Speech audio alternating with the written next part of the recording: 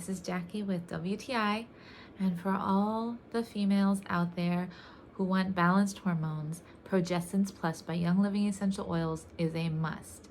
If this is the only essential oil you own, it's the most important because it helps balance your hormones. So unlike other essential oils, this one is a blend that is to be used topically, and you don't need to diffuse it to receive its benefits. In fact, that would kind of be wasting it.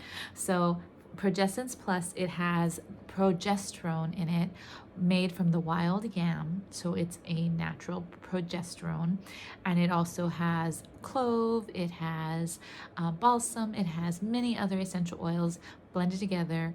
That it has a very nice light scent, but the main use is to topically receive hormone balancing from the progesterone. So the directions on the bottle are to do 2 drops once a day and rub it on your forearms, rotating every day. So you do forearms one day, bottom of your feet, inner thighs, or your belly, but just rotating those places so that it is distributed properly throughout your system to help your hormonal system stay balanced. And so many of my female friends just absolutely swear by this, and I do too. It really has helped me, and it's benefited my hormonal system and helped in many ways.